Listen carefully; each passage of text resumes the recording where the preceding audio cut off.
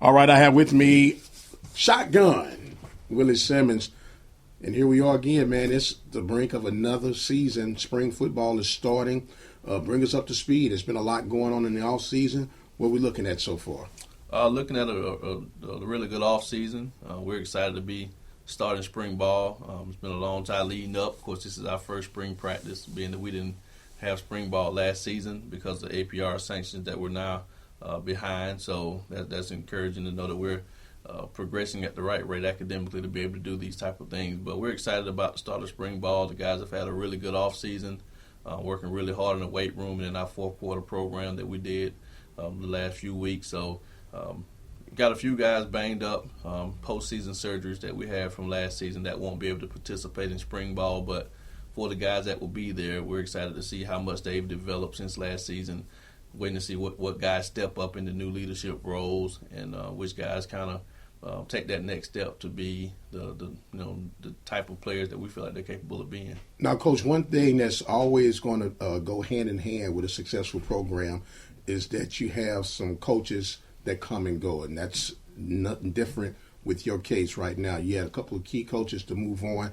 Talk about who you have to come in replacing it and how do they fit the scheme you're working with right now. Well, you're absolutely right. We lost two very good coaches. Coach Joe Nixon, who left to be a professional football scout in the Canadian Football League, and, of course, did a great job for us working with our defensive line and our recruiting coordinator. And then Coach Willie Garza, our linebackers coach and special teams coordinator, left to take a position as a cornerbacks coach over at Lamar. And so we lost two really good coaches that brought a lot of wealth and knowledge to our staff. But, again, like you said, that's part of it. And whenever you're successful, people are going to try to pluck good coaches off your staff. And so you always got to have a plan to replace those guys with quality coaches, and we feel like we've done that. Coach Joe Scola is a coach who will transition to coaching our linebackers, and he'll replace Coach Garza in that regard. Coach Scola brings a wealth of knowledge as well. He's been a grad assistant at Florida State under Coach Mark Stoops, who's now the head coach of Kentucky. He followed Coach Stoops to Kentucky as a quality control coach working with the defense. Then he went and coached with the San Francisco 49ers. So he's the guy that brings big level college experience in the SEC as well as professional football experience to this staff. And they think the guys are really going to enjoy being coached by Coach Scola. We've enjoyed him in the short time he's been around us. He's a very knowledgeable guy. He's really helped Coach Street out and showing him some things that the NFL does in attacking and preparation. So that'll really help us in the long run defensively. And then what we did, we kind of shifted the staff around a little bit. We transitioned Coach Sharp, who was our corners coach, to safeties, and then transitioned Coach Bubba McDowell, my assistant head coach and safeties coach, to nickelbacks. And then we're going to, so the one position we have open is cornerbacks coach. I have a guy that we pretty much offered the job to by HR standards and legal ramifications. I can't release that just yet. So we have to go through the interview process and the hiring process and all of that. But we have an individual who we feel really good about, who's a local guy who will bring a lot of exposure to us as far as recruiting, knows the area, understands the area, and his coaching now at one of the prominent universities here in the area. So looking forward to getting him in and getting started. But just again, two great coaches to replace two good coaches, and that's what you want to look for to build a program. You have to be able to do that. Now, you had a very strong recruiting year this year. You felt real good about it, how the guys making their acclimation. I know some guys have yet to come. They still got to finish their commitments at high school. But how are things shaping up with the recruitment right now? Really well. We feel really good about those guys. We have 4 of them here on campus already. Donovan Wheaton is a local guy, relatively local, grew up in Beaumont, played his high school ball up in Arlington, and spent 2 years at Navarro as an offensive lineman. So he's a 2-year starter there, all-conference type player there at Navarro. So he'll come in and hopefully replace either Glenn Hazler or Denzel, 2 guys who, of course, started a lot of games for us and performed extremely well. Rafael Aguilar is a center who's hopefully going to replace Jordan Johnson, who's a 3-year starter for us, and Rafael's from California and comes to us from American River out there in California. But he's a guy who has 3 years of eligibility left, so he should really, really help us man that center position, which, of course, in a no-huddle shotgun offense is probably the most critical position because he's the one other than the quarterback that touches the ball every play. And, of course, quarterback-center exchange is something that is paramount when you're talking about being a read option offense. The quarterback has to be able to get consistently good snaps so that he can focus on his read keys as opposed to having to worry about catching the ball when it's going everywhere. So, Raphael's a guy who has done it, who's shotgun snapped and has been very good at it. So we're very excited about him as well. Cliff Mouton is a defensive end. Of course, that's one position that we felt we needed to upgrade just because of our some injuries. Well, 3 of the guys that are out this spring are defensive ends. And so we lost a lot of pass rushing with those guys being out this spring. Hopefully we'll get them all back healthy, but we felt we needed a guy that can go through the spring to give us another pass rushing element. And Cliff's a big, long, rangy guy. He's 6'4". He's about 230 pounds and played out at Eastern Arizona, so highly productive. And hopefully he can be a guy that can turn the corner for us and put some pressure on the quarterback, much like Von Miller and those guys did in the Super Bowl. And then last but not least, of course, Jalen Williams is a middle linebacker who comes to us. And, of course, we lost Brandon Medina this past year. So Jalen's another junior college player out of Compton, California. So Coach Street did a great job of going to California and identifying some players out there in their good junior college league. So we're excited about those guys. We have about 16 more guys or 17 more guys who, like you say, still have some work to do before they get here. 2 of them being transfers as well. But, we had the number 2 ranked class, but, of course, that's only on paper. Of course, it'll matter once they get here and show what they can do. But all the preliminary stuff all checks out on all those young men. Well, speaking of the preliminary stuff, we got construction going on, and it's looking like it's going to be right on target. How is it for you to watch this thing unfold? It's right over your right shoulder at your office. You're hearing the construction. These guys are putting in the time.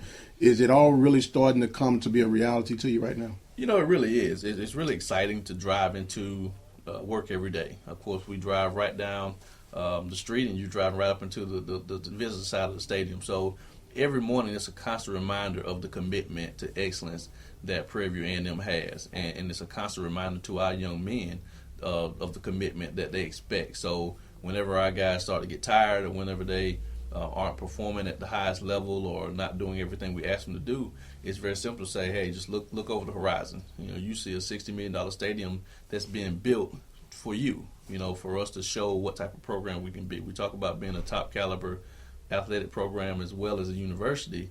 Well, the proof has to be in the pudding on Saturday.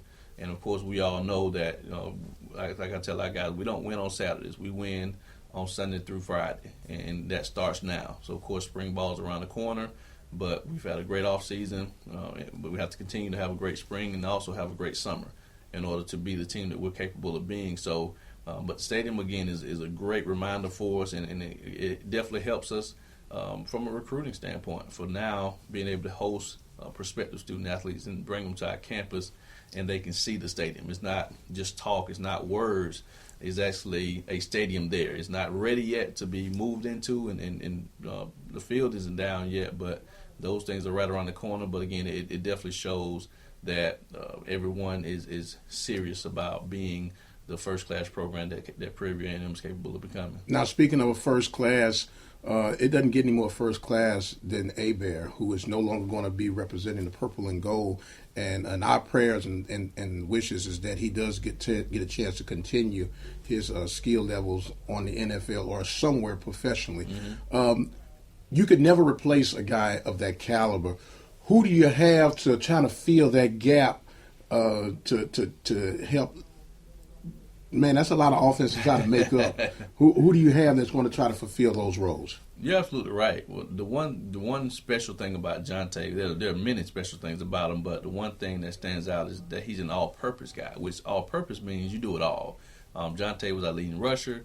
He led the team in receptions. He was our leading kick return guy. So like you said, you don't replace that with one guy. The trick is, since he was our leading rusher, okay, well, who can take up that mantle now to become the leading rusher of the football team? We only have one returning running back. That's Javonte Ham. So right now that omen falls upon him. We signed 3 guys that we feel really good about, and so hopefully between that combination of guys, somebody can step up and become the feature back or running back by committee. We'll know once they get here and we see what they can do. But as far as the receiving production, we've challenged the wide receivers. Someone has to step up and take that role to be the receiver that's our big play guy. Nick Petrie has the potential to do so. He showed at times last year that he can be a big play threat. Kadara Hodge had a phenomenal second half of the season last year. He's had a great offseason, so I expect him to continue to get better and take over as a leader. DeMarco Lestrap, Ray Jackson, two big slot receivers that have made plays for us. Anthony Wilkes, we have some guys who played and been in the fight, and now it's their time to step up and take on more of a leadership role and to try to, again, manufacture those yards, those points, and things of that nature, because we don't expect to drop off in production just because one great player left. And make no mistake about it, he's probably the most decorated player that's worn the purple and gold in a long time, and one of the best in college football. So I don't expect one person to fill that void. Hopefully it's 3 or 4 guys who look at it and say, you know what, we have to replace 1,000 yards rushing. We got to replace 50-some catches, 600 yards receiving. We got to replace 600 more yards of kick return yards and 200-plus yards of all-purpose yards a game. So hopefully someone can come in and be that type of guy. We have some talented guys who have the ability. Now it's just a matter of taking that same approach that Jonte took to the game, which was bring a workman's attitude to practice every single day, on the field, off the field, in the classroom, in the weight room, go to work, and so hopefully they can take that mantle and run with it, and preliminary things show that they can, but that's why we practice spring. We'll see. Now, Coach, I am a team first guy, and I very rarely try to highlight a superstar or an individual, but we just made mention of Jonte Hebert, what all he brought to the table, and a role model student athlete.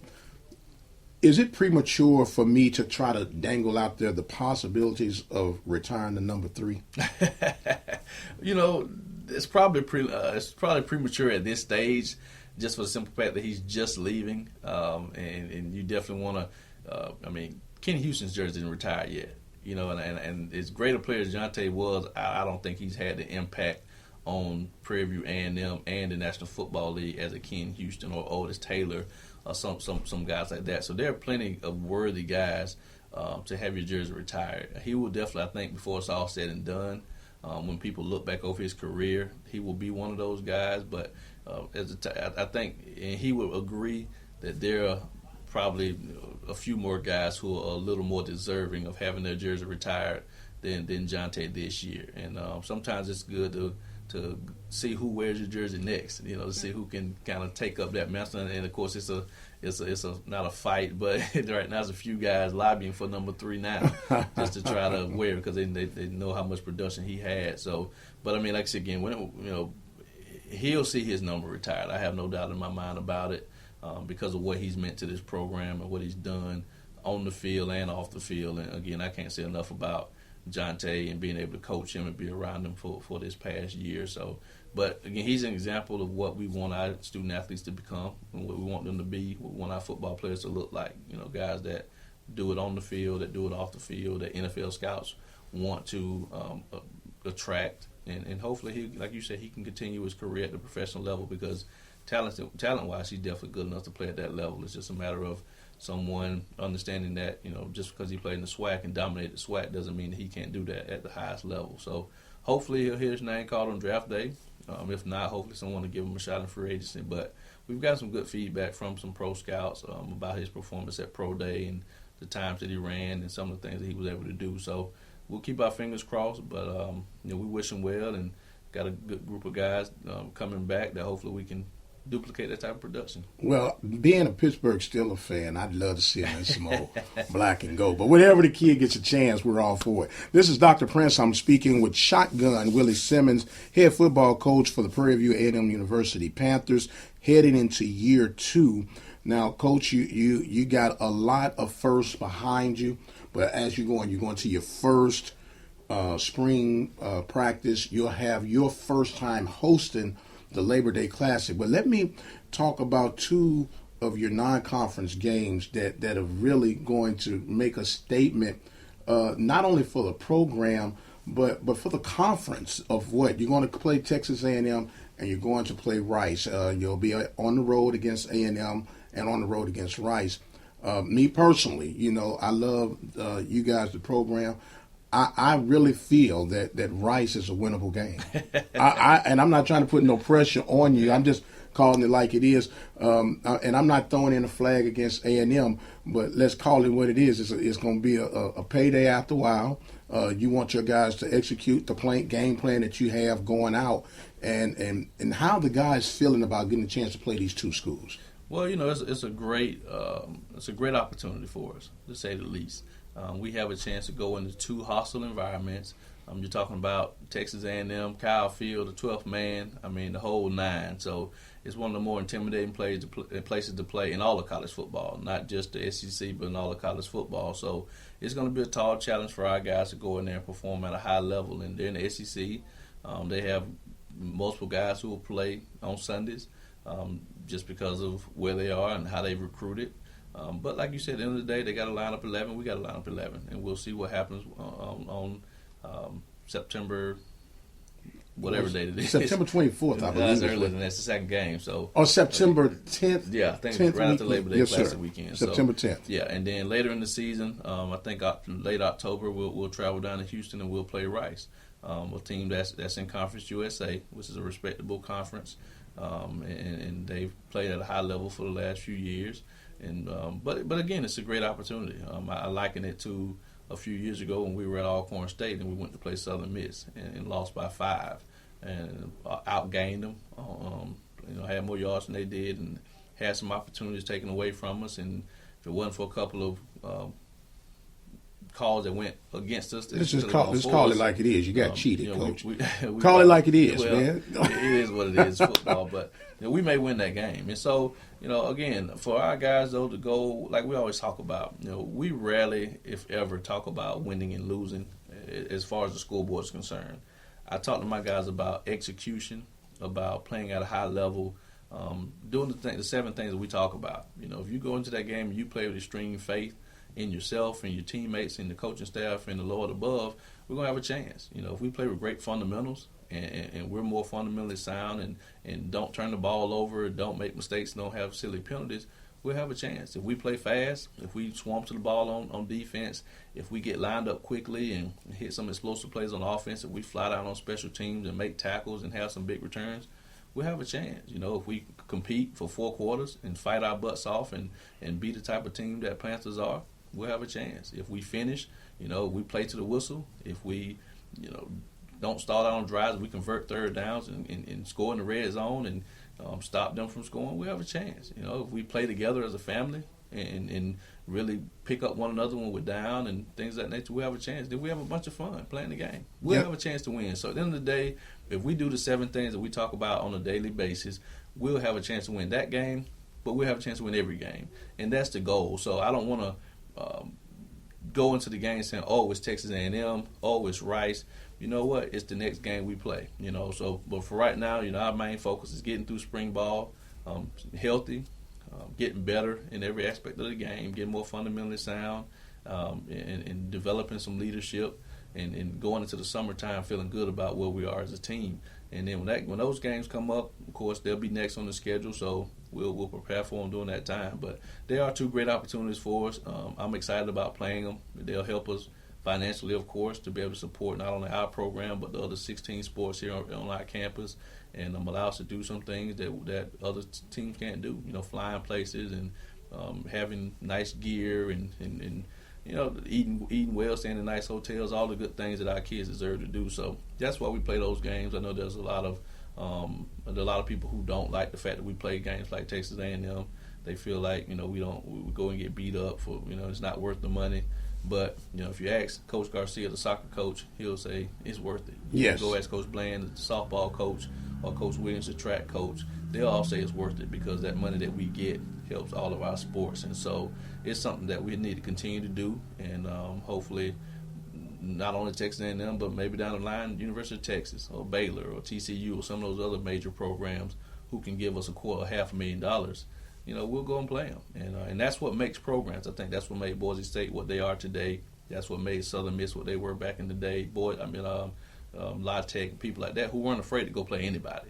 they would go play anybody. And after a while, they start beating some of those teams, and it raised their national profile. And that's what we want to do here. When we play Texas A&M, we play Rice, we want the nation to take notice and say, wow, whether if we beat them or play them close or whatever the case may be, we want the nation to take notice and say, there's something good going on down there on the hill. We need to check it out. And that's how you build a program to make it a national brand, which we want Prairie View to be. Exactly. And for the record, Coach Sumlin is having some quarterback issues right about now. So hopefully they're still trying to kink some things out. Right. All his quarterbacks are exiting out. Yeah, they're getting out of there. So who knows? He might have to be back there himself, the quarterback, to get some things done. We'll love that. Coach WIllie Simmons, Panthers football coach, getting ready for spring football this week. The Purple and Gold game will be April 16th, and I'm assuming it's going to be at Waller ISD Stadium. Come out, represent the Panthers. Now, I got to let you know, Coach, on that particular day, I'll be with the baseball team. Okay. But I'll be there in spirit and soul, of course. Anything you want to share to wrap up with PV Nation right now, Coach? Oh, no, we're just excited. We're excited about where we are, where we're headed as a program. We're thankful for all the support. My wife and I, all the love and support we got on social media after our decision to stay has been tremendous. Again, the love that we feel is definitely appreciated. But everyone who knows me understands that behind the smile and the nice clothes, there's work to be done, and our work is never finished. And tomorrow's a huge day for us to take the next step in taking this program where we envision it being. And so I will meet today with our guys and then give them the overall guidelines about practice and expectations, but we're ready to go. We're excited. And again, great coaching staff, again, that'll be here with the guys, and a great group of young men coming back. I'm excited to see, how much Trey Green develops as a quarterback, to see what type of steps Jalen Coleman takes as a linebacker, and Marcus O'Leary and Arthur Lockett and all those guys that played well last year, but also to see some of the guys that hadn't played. I'm anxious to see what type of player Jalen Morton can be as a quarterback. And can he push Trey Green, to be the best player that he can be, or take his job, at the end of the day. And Derek Brown, can he step in and replace Glenn Hazley as an offensive lineman? So spring brings out a lot of things that you get to see from these young men, especially the younger guys who haven't played a whole lot. They really haven't played since high school. So it's for them, it's their first really chance to show what they can do in the purple and gold. So come out, watch us. We're going to practice 3 days a week, Tuesdays, Thursdays, and Fridays, Saturdays, Tuesdays, Thursdays, and Saturdays. We'll scrimmage on Saturdays. Again, first scrimmage will be here on campus April 2nd. The second scrimmage will be in Waller April 9th after our coaches clinic down in Houston on April 8th. And then, of course, the spring game will be April 16th at 4 o'clock over at Waller. So come out and support us. Bring your cold drinks, your sodas and waters and Gatorades and things of that nature, and come out there and fry chicken and barbecue and do whatever you want to do. And let's have a good time. It's springtime. Let's enjoy it. Let's get some great weather, and let's get better. All right, Coach WIllie Simmons and the Panthers getting ready for spring football. As you hear the knock on the door, means we're out of time right now, Coach, but we do appreciate it. Don't forget you can keep up with not only football, but all of Panthers athletics exclusively on the Open Mic Broadcast Network at OBN-Radio.com.